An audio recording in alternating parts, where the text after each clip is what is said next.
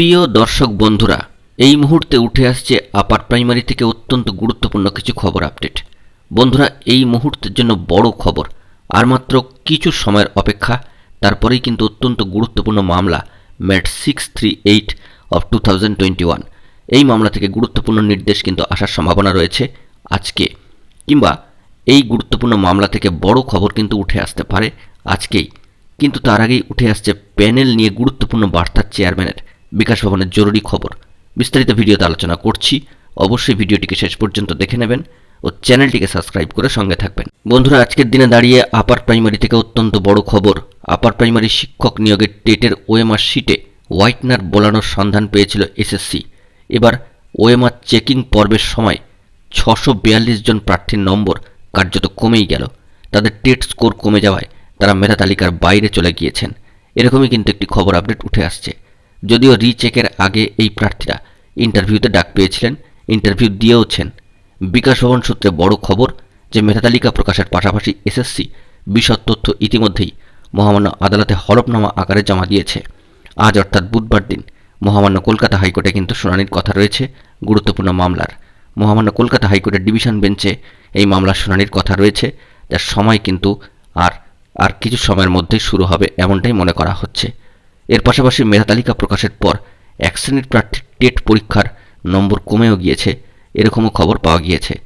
OMR রিভিউতে দেখা যাচ্ছে যে আরও কয়েকশো চাকরি প্রার্থীর 2016 সালের টেটে প্রাপ্ত নম্বর এবং গত সপ্তাহে প্রকাশিত মেধা তালিকায় প্রাপ্ত টেটের নম্বরের সঙ্গে একটু হেরফের রয়েছে, অর্থাৎ পার্থক্য। যদিও তাদের নাম এখনও মেধা তালিকায় এমপ্যানেলড এবং ওয়েটিং লিস্টেই রয়েছে। ওএমআর রিচেকের ফলে সংশ্লিষ্ট প্রার্থীদের টেট ওয়েটেজ কম হয়ে গেলেও প্রাপ্ত মোট নম্বর কাট অফ মার্কসের ওপর থাকায় এই পরিণতি বলেই কিন্তু খবর।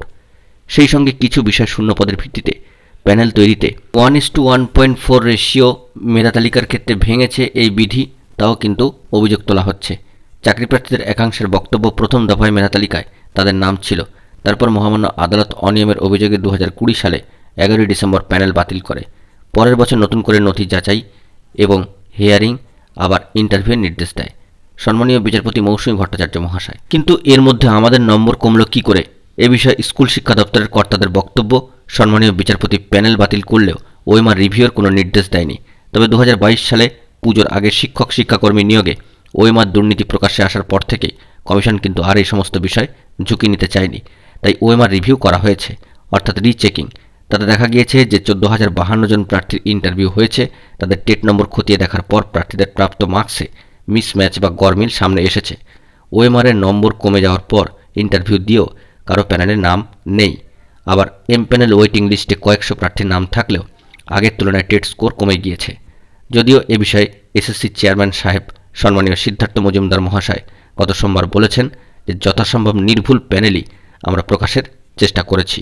অত্যন্ত গুরুত্বপূর্ণ একটি খবর উঠে আসলো আপার প্রাইমারি শিক্ষক নিয়োগ সংক্রান্ত গুরুত্বপূর্ণ মামলা ম্যাট 638 ডিভিশন বেঞ্চের শুনানির পূর্বেই।